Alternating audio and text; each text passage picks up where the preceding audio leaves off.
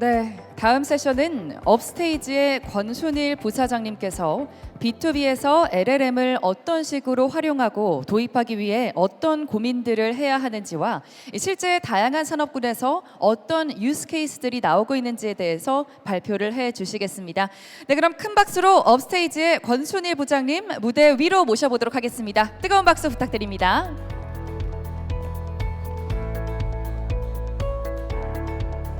네, 안녕하십니까. 이렇게 발표할 기회를 주셔서 정말 감사드립니다.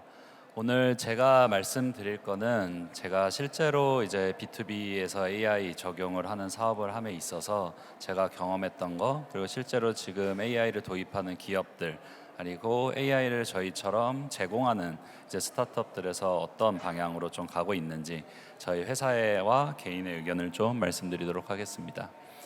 일단 뭐 모르시는 분도 많을 것 같아서 제 소개 간단히 드리고 시작하도록 하겠습니다. 저는 업스테이지라는 한국의 AI 이제 B2B 솔루션 회사에서 사업 쪽을 총괄하고 있는 권순일이라고 합니다.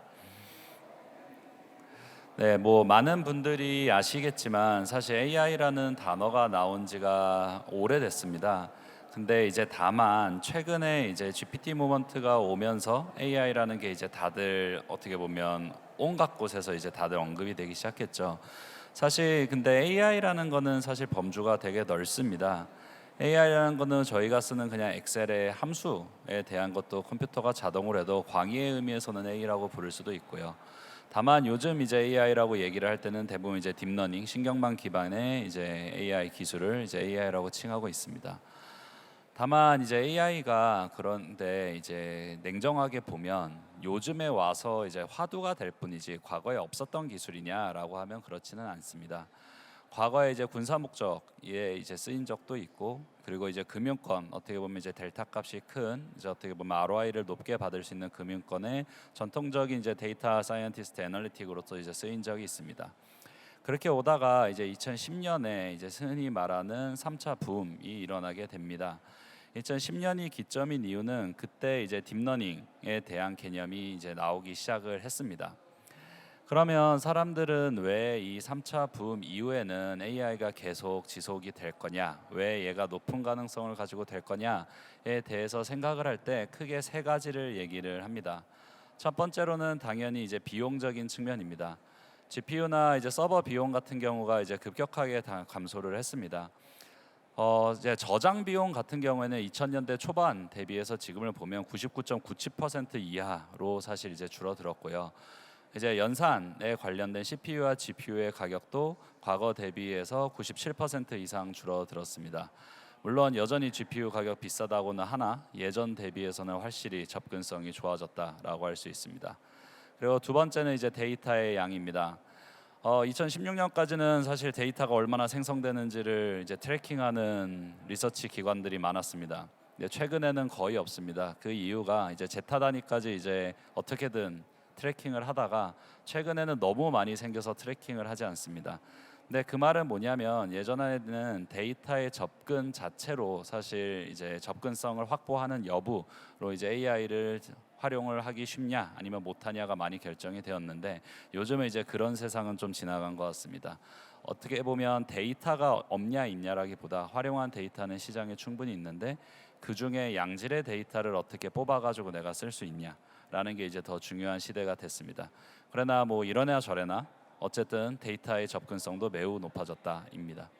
그리고 세 번째는 역시 기술의 발전이 있죠. 2010년도에 사실 딥러닝 개념이 나오고 이후부터 사실 2010년이면 꽤 오래됐죠. 사실 GPT 모먼트가 오기 전에는 AI가 다시 한번 겨울이 오는 거 아니냐라는 이야기도 많았습니다. 왜냐하면 저 딥러닝 이후에 비전이나 이런 쪽에서 많이 고도화됐다라고는 하나 실제 스케일업한 솔루션이 나오지를 못했고요. 그리고 이제 서비스 단에서의 유즈 케이스가 잘 나오지 않았습니다.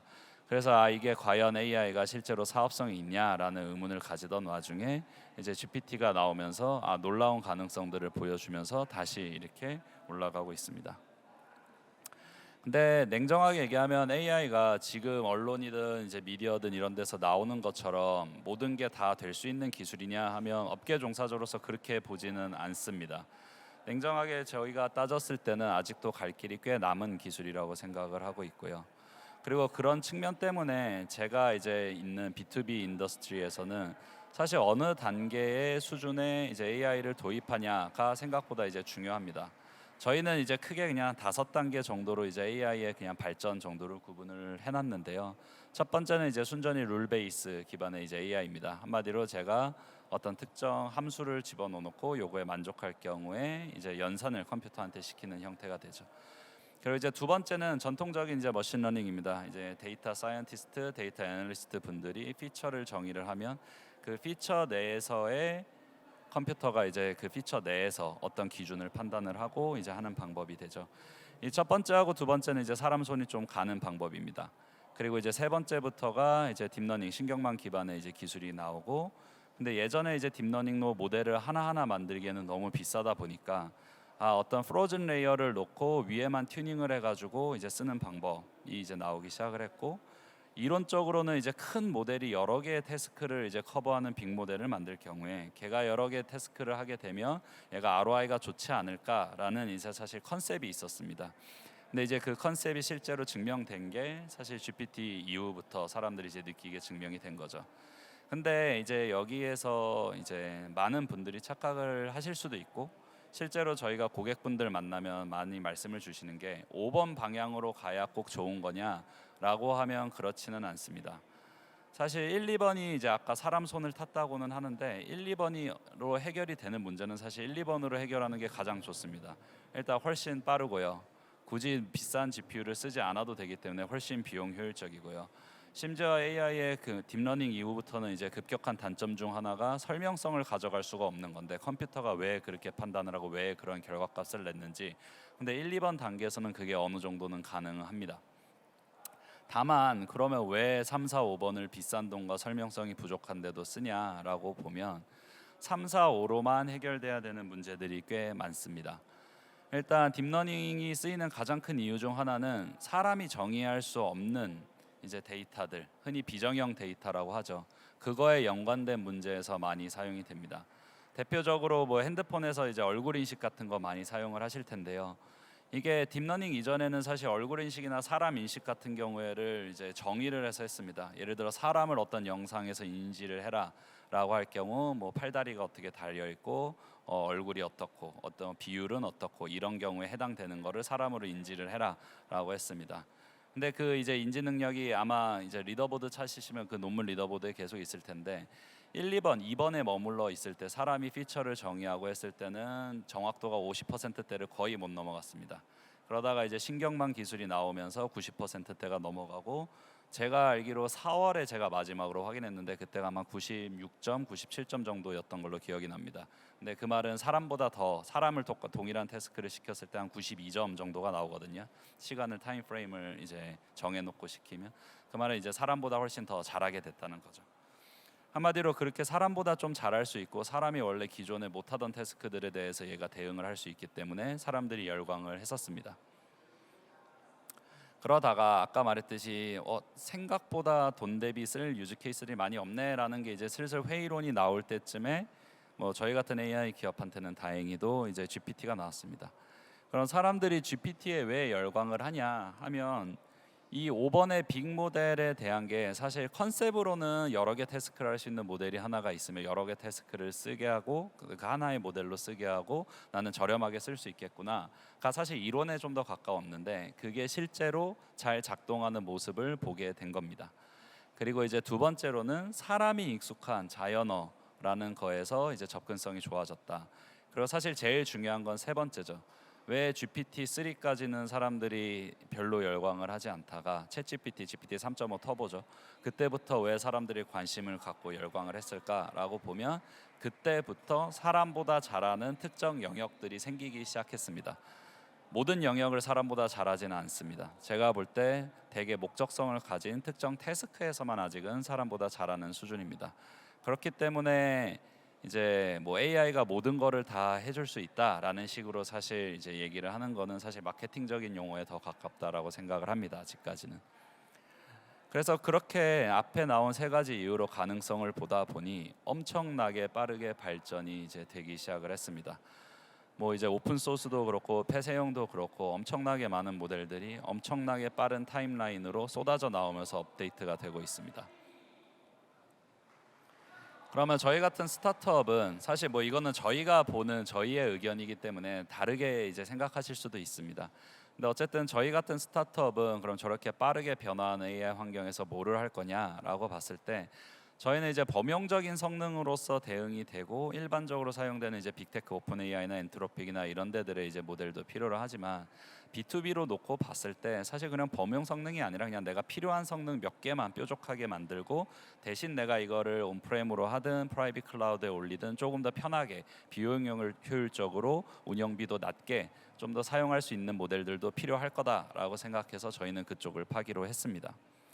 그리고 실제로 뭐 이거는 이제 그 제가 숫자는 세니타이즈를 해놨는데 실제로 저희가 이제 고객사하고 토탈 코스트 오브 오너십 계산을 하면 훨씬 저렴하게 목적을 달성하는 모델들이 나오기 시작을 하고 있습니다. 근데 지금 예전에 저희가 이런 컨셉을 가지고 사업을 시작한 게 작년이었어요. 작년 여름 정도에 우리는 저런 이제 스몰 스케일의 모델을 가지고 이제 비용 효율적으로 B2B를 타겟으로 사업을 해야지라는 생각을 가지고 지금 사업을 진행을 하고 있습니다. 근데 이게 1년도 안 된, 1년이 이제 조금 넘었죠. 1년이 되는 정도 시간이 되고 나서 실제로 많은 곳들이 그렇게 돌아가고 있습니다. 아직은 이제 뭐 생태계가 초반이기 때문에 이제 잘 무르익어 놓지는 않았지만 실제로 지금 어떤 특정 서비스나 특정 문제를 풀기 위해서 이제 언어 모델을 도입을 한다라고 할 때 하나의 언어 모델로 풀리지 않는 경우들이 되게 많습니다. 지금은 약간의 큰 하나의 모델로 많이 푸시려고 시도는 하시는데요. 근데 실제로 저희가 이제 고객분들하고 컨설팅을 하고 비용 계산을 하고 하면 그 문제 하나를 풀기 위해서 5개의 태스크를 예를 들어 해결을 해야 된다라고 할 때 어떤 태스크는 약간의 빅 모델이 들어가야 되지만 4가지의 태스크는 작은 모델이나 훨씬 비용 효율적인 모델을 써도 상관이 없다라는 결론이 이제 나옵니다. 그 말인즉슨 결국에는 나중에는 조금 더 이게 생태계가 무르익고 모델 선택권이 많아지고 그 모델에 대한 운영이나 노하우들이 이런 게 고객 사용자 측면에서도 쌓이면 어떤 문제를 풀기 위해서 하나의 모델이 아니라 다양한 모델들의 조합으로서 이제 풀게 될 거다라고 생각을 하고 있습니다. 근데 이제 그러다 보니까 다양한 모델의 조합을 하게 되면 사실 모델 하나하나에서 나오는 근본적인 한계들이 약간 증폭되는 게 있습니다. 왜냐하면 하나의 모델로 풀 때는 조금 덜 보이던 게 여러 모델의 조합으로 볼 때는 그냥 더 많이 보이는 경우들이 있어요. 덜 보이는 경우들도 있지만. 근데 언어 모델이라는 거는 사실 기본적으로 쉽게 생각을 하시면요. 뭐 기술적인 이런 설명들 다 빼고 쉽게 생각을 하시면 확률적인 끝말잇기 프로그램이라고 보시면 됩니다. 특정한 글자 하나가 나왔을 때 다음 글자가 확률적으로 어떤 글자가 나와야 맞는 말을 할까에 대한 거를 그냥 이렇게 쭉 이어붙여서 장문을 하는 프로그램이라고 보시면 됩니다. 근데 그 말인즉슨 확률이 낮은 답변들이 이제 쭉 나와야 될 때는 그냥 그거를 이어붙여 가지고 답변을 하게 됩니다. 그게 요즘 많이 들으시는 이제 환각 이슈이고요. 그리고 이제 LMM도 전통적인 보안 이슈들, 뭐 개인정보 유출이라든지 이런 것들에 대해서는 동일한 문제는 당연히 가지고 있습니다. 그리고 이제 두 번째로는 학습 데이터 수집에서의 이슈가 있습니다. 이제 학습을 어떤 데이터를 가지고 시켰냐라고 할 때 이게 2차 저작물에서 어떤 이제 문제를 만들 거냐, 아니면 이 학습 데이터의 편향성 같은 거를 이제 어떻게 해결을 했냐, 이런 거에 대한 리스크가 존재를 하고요. 세 번째는 이제 생성 데이터 결과물의 이제 지적 재산권이나 이걸 어떤 식으로 활용을 할 거야에 대한 이슈들이 계속 발생을 하고 있습니다. 근데 사실 이거는 제가 볼 때 생성형 AI에서는 거의 근원적인 이슈들이라고 보고요. 근데 이제 1번 이슈는 사실 예전에 그냥 IT에서 똑같이 그냥 공통적으로 있었던 이슈라 되게 다양한 방법으로 이제 리스크 해지가 가능을 하고 2번, 3번, 4번이 어떤 식으로 이제 해지가 되는지가 더 중요한 것 같습니다. 근데 지금 그러면 저런 문제가 있으니까 많은 이제 고객사분들이 안 쓰고 계시냐 하면 그렇지는 않습니다. 저런 이슈 때문에 쓰기를 꺼려하시는 분들도 있지만 저런 이슈를 최대한 해결하는 방법을 같이 고민을 하면서 도입을 점차 하시는 분들도 많습니다. 첫 번째로는 이제 학습하고 이제 생성 데이터 이슈 같은 경우에는요. 사실 이제 조금 옛날에 디지털 이제 트랜스포메이션 프로젝트 때 고생을 많이 해보신 고객사분들께서는 데이터 가버넌스 셋업부터 차근차근하게 하십니다. 그리고 데이터 클렌징에도 엄청난 시간을 쓰고 계시고요. 그리고 1차, 2차 저작물에 대한 이제 문제가 생길 만한 것들에 대해서 필터링에 대한 모듈을 뒤에다 놓는다든지 하는 방법들로 되게 이 문제를 줄이려고 하고 있습니다. 두 번째 이제 환각 이슈에서는 사실 아직 환각 이슈를 100% 해결을 하지는 못합니다. 다만 이 환각 이슈를 해결하기 위해서 이 언어 모델에 그냥 넣어주는 명령어 자체를 되게 이제 정교화시킨다든지 아니면 얘한테 명령으로 주는 데이터 자체를 검색 모듈을 붙임으로써 너는 이 데이터 내에서만 대답해라고 좀 한정을 짓는다든지 하는 이제 방법에서 많이 해결을 하려고 노력을 하고 있습니다. 그리고 이제 뭐 기타로 사실 이거는 그냥 물리적인 이제 해결 방법이죠. 보안 이슈나 이런 거 이제 망분리라든지 프라이빗 클라우드를 사용한다든지 이런 것들로 다양하게 이슈 해결을 하고 있습니다. 저렇게 이슈를 해결해서 실제로 다양한 이제 부분에서 사용을 하고 계시고요. 여기 지금 나온 뭐 커머스, 파이낸스, 리걸, 메디컬은 저희가 실제로 지금 다 고객사한테 납품을 해가지고 프로젝트가 진행이 되고 라이센스 피를 내면서 쓰고 계시는 케이스들입니다. 뭐 대표적인 예시 몇 개만 들도록 하겠습니다. 앞에 나왔던 어떻게 보면 리스크를 해지하는 방법하고 연관된 예시만 좀 가져왔습니다. 이거는 이제 한국언론진흥재단에 가면 AI 검색, 이제 뉴스 검색이라는 이제 섹션이 있습니다. 여기에 들어가면 이게 대표적으로 이제 RAG라고 부리는 Retrieval Augmentation Generation이라고 해서 언어 모델에 특정한 검색을 해서 이것만 가지고 네가 대답을 해라고 하는 이제 케이스인데요. 수많은 이제 뉴스 검색에서 이제 자연어로 검색을 이제 하셨을 때 그 자연어 검색에 해당되는 뉴스들만 이제 뽑고 걔를 이제 언어 모델에 집어넣음으로써 언어 모델에 뭐 요약 정리를 해달라든지 이런 식으로 작동이 됩니다. 그리고 이제 그 밑에 UI적 측면에서 리스크를 이제 해지하기 위해서 어떤 뉴스들을 참조했는지를 이제 동시에 보여주는 형태로 갑니다. 이렇게 되면 뭐 이렇게 해도 할루시네이션이 100% 없지는 않습니다. 근데 이렇게 할 경우에 일단 언어 모델이 특정 정보 내에서만 답을 하라고 받았기 때문에 할루시네이션의 발생 자체가 되게 적어지고요. 그리고 두 번째는 기본적으로 이제 뉴스 기사 같은 거에서 이제 보면 제목만 봐도 사람이 대충 어떤 내용인지를 파악을 하기 때문에 밑에 어떤 걸 레퍼런스로 했는지가 같이 나올 경우에 판단, 사용자가 스스로 그게 환각인지 아닌지 판단을 할 수가 있습니다. 두 번째로는 이제 보험사의 케이스입니다. 이제 보험에 이제 어떻게 보면 영업하시는 분들을 대상으로 보험 상품 설명서에서 이제 어떤 내가 이런 거를 고객한테 판다라고 할 때 이런 보험에 대한 정보를 줘라는 이제 질문을 하는 챗봇에 대한 거를 만든 거고요. 상품 정보들에 대한 것들을 다 아까 앞에 붙었던 RAG 모듈을 붙여가지고 이제 구현을 한 거고 실제로 답변이 기존에 나와 있는 뭐 GPT보다도 좋고 실제로 이제 영업하시는 분들한테 피드백을 받아도 충분히 좋다라고 됐습니다. 다만 지금 보시면 알겠지만 어느 정도 마지막에 휴먼 터치가 들어가는 형태의 유스 케이스들이 많습니다. 그거는 이제 아직 기술적으로 풀리지 않은 부분들이 있어서 그렇고요.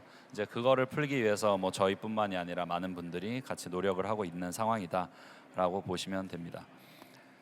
그리고 마지막으로 사실 이런 말씀을 드리고 싶습니다. 사실 앞에 있는 이슈들을 봤을 때 B2C를 하시는 분들은 저희는 B2B 회사라 조금 덜하긴 하지만 B2C 사업을 하거나 어떤 특정 서비스를 이제 프로바이딩 하시는 분들은 난 저런 이슈가 있으면 절대 못 쓰겠는데 라고 생각하고 도입 자체를 포기하시는 경우도 되게 많아요.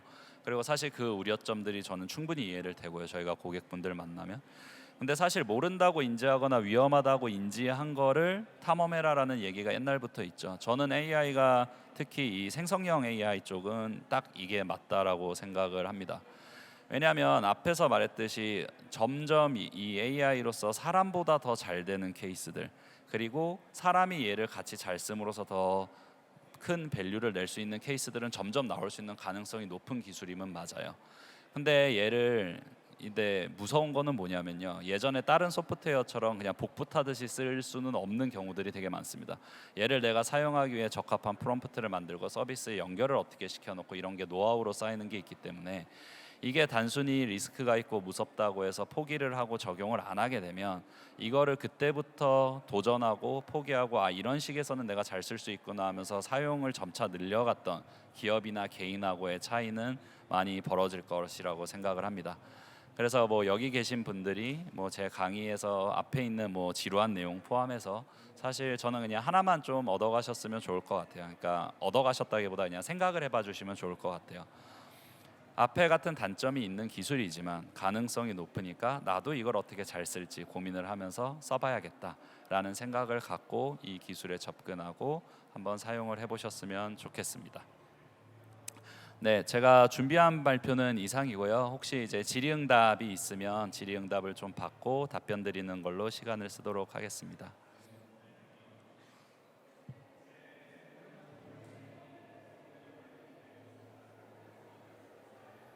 네, 그러면 제가 발표를 잘해서 질문이 없으신 걸로 그냥 생각을 하고 그러면 조금 일찍 끝내도록 하겠습니다. 네, 발표 들어주셔서 감사합니다.